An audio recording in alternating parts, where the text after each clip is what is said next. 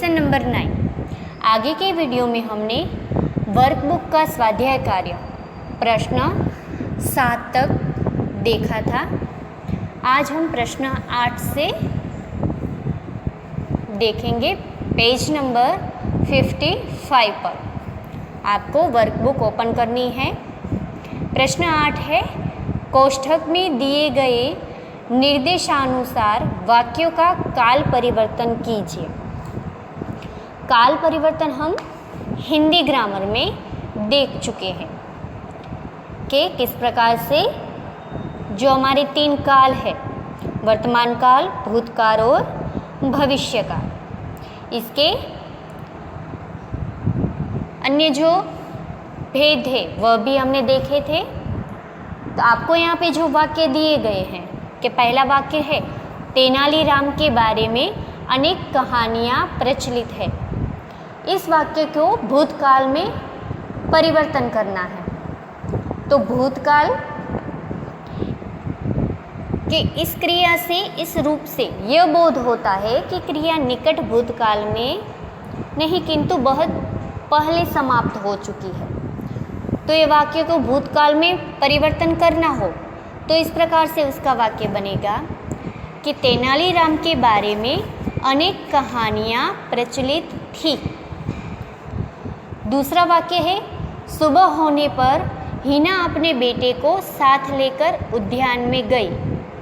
इस वाक्य को भविष्य काल में बदलना है। भविष्य काल किसे कहते हैं कि आने वाले समय में कार्य का होना सूचित होता हो। यानी कि इसका वाक्य बनेगा कि सुबह होने पर हिना अपने बेटे को साथ लेकर उद्यान में जाएगी। तीसरा वाक्य है, प्रिया का गृह कार्य जल्दी समाप्त हो गया। इस वाक्य को भी भविष्य काल में परिवर्तन करना है। तो इस प्रकार से बनेगा कि प्रिया का गृह कार्य जल्दी समाप्त हो जाएगा। चौथा वाक्य है, हर्ष आज उपवास करेगा। इसका भूतकाल में परिवर्तन करना है। तो हर्ष ने आज उपवास किया। पांचवा वाक्य है, मनोज अक्सर जागता रहता था। भूतकाल का जो वाक्य है उसे वर्तमान काल में परिवर्तन करना है।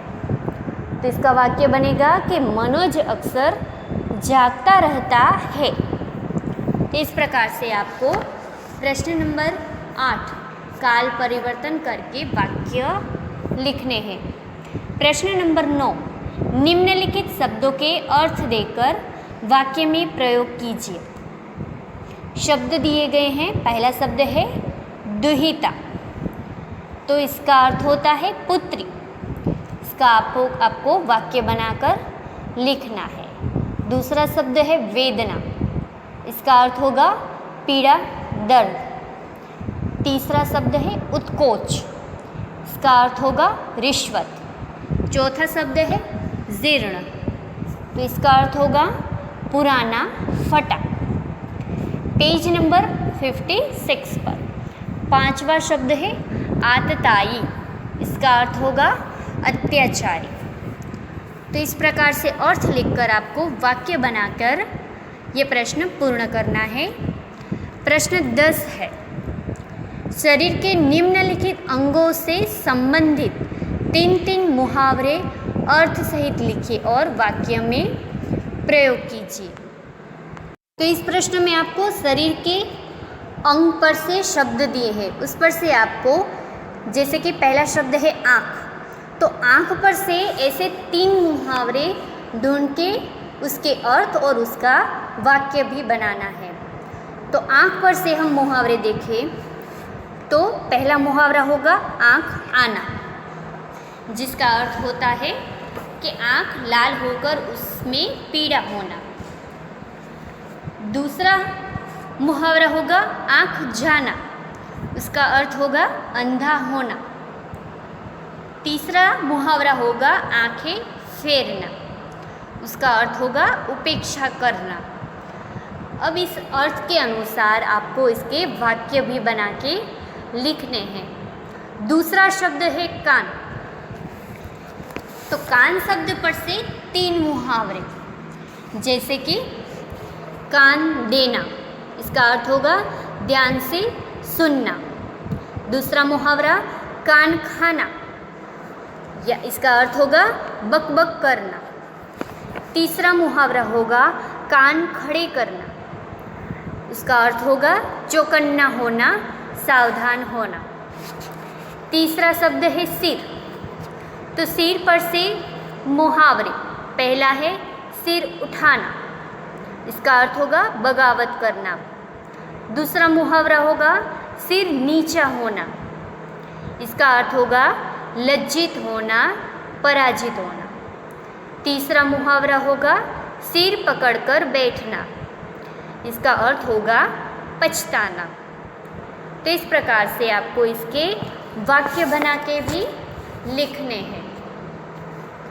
पेज नंबर 57 पर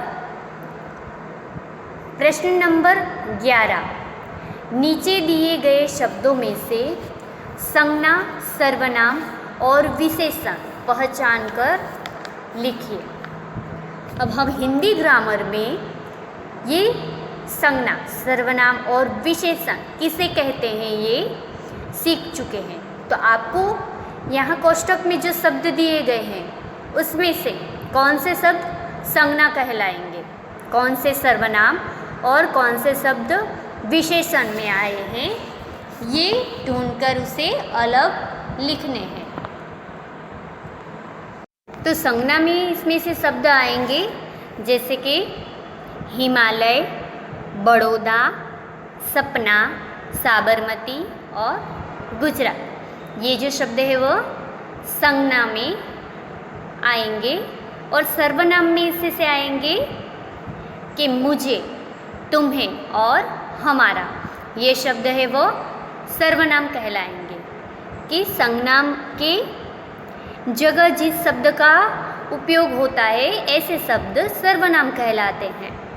यानी कि मुझे, तुम्हें और हमारा, ये शब्द सर्वनाम। और विशेषण ऐसे शब्द जो संज्ञा की विशेषता बताने वाले शब्द होते हैं, ऐसे शब्दों को विशेषण कहते हैं।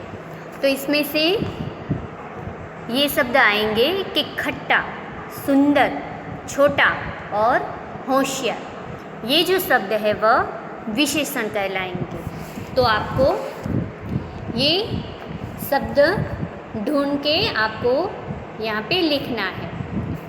तो इस प्रकार से हमारा लेसन नंबर 9 का स्वाध्याय कार्य पूर्ण होता है। आपको आपकी वर्कबुक में ये पूर्ण करना है।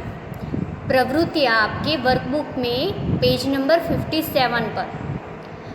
पहली प्रवृत्ति है जयशंकर प्रसाद जी की कहानियाँ पढ़िए। दूसरी है हिंदी की 4 प्रसिद्ध कहानियों का उल्लेख कीजिए और प्रत्येक की कथा वस्तु के बारे में 2-3 वाक्यों में टिप्पणी लिखिए।